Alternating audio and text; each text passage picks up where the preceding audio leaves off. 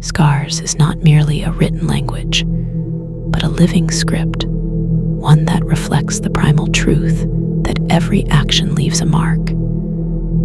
It is called the language of wolves because it mirrors the way wolves communicate, not only through sound, but through presence, injury, dominance, memory, and survival.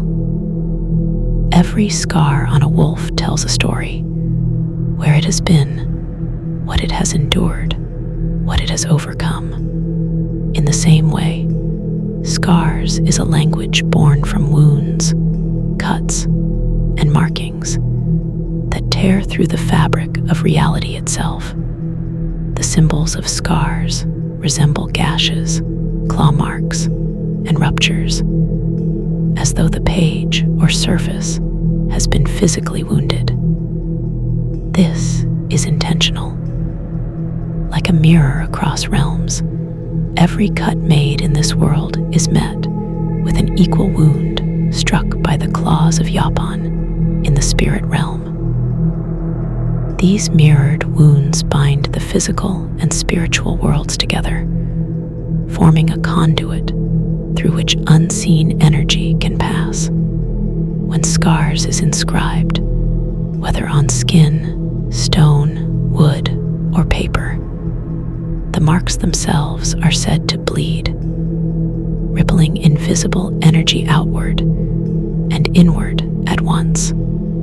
Anything written in the script of scars reveals both its positive and negative aspects. Nothing is hidden, nothing is sanitized.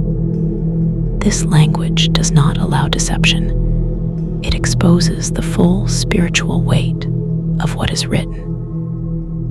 In this way, scars acts as a truth-bearing script, forcing balance by revealing light and shadow simultaneously.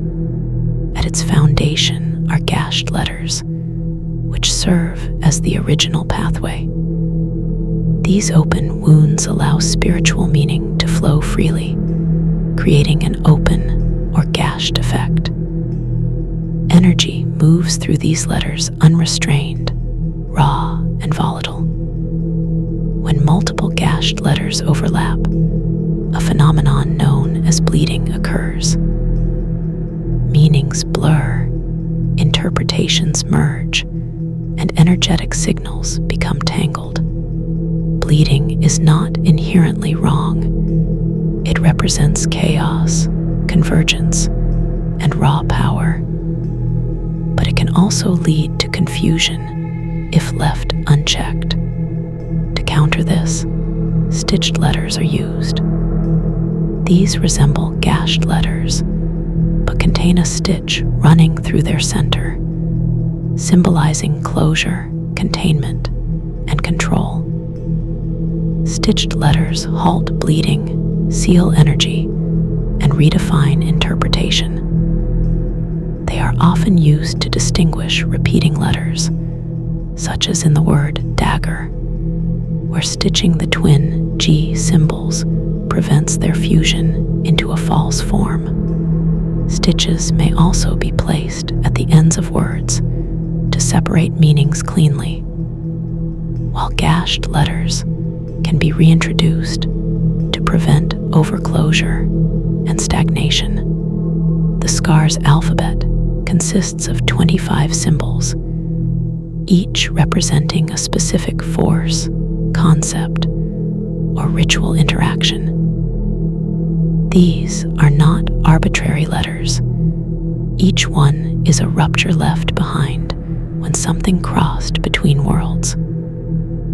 To write in scars is to reopen those ruptures and invite interaction between the material and the immaterial. When scars is written in spirit form, it does more than represent words. It reveals the spiritual form of what has been written. Names, spirits, deities, souls, intentions, and even abstract concepts take on shape and presence. Spirit form allows the unobservable to be given form, not as illusion, a symbolic embodiment. This is how scars is used to name what cannot normally be named, and to acknowledge forces that exist beyond ordinary perception. When written in karmic web form, scars goes further. Rather than merely revealing form, it opens a pathway to the precise location of that thing within the karmic web, the vast, interconnected structure of cause, effect, intention, and consequence. Writing something in this form does not summon or control it outright. Instead, it establishes awareness, alignment, and access to its place within the greater web.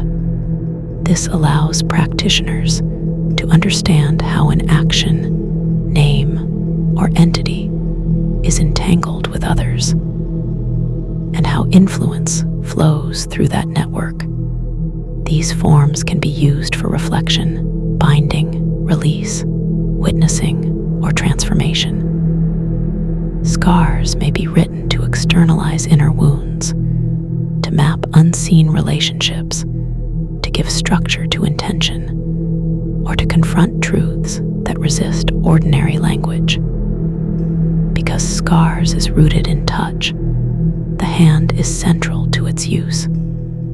Just as a sculptor molds clay or a musician shapes sound, humans shape reality through deliberate action. Scars reminds us that every gesture carries power to create or destroy, to bless or to curse. Touch in this system is transmission. The hands carry intention, memory, and energy. When used consciously, they can heal, soothe, and transform, restoring balance between the physical and spiritual realms. Scars stands as a reminder that reality itself bears wounds, and that through understanding them, we learn how to navigate, honor, and reshape the world we move through.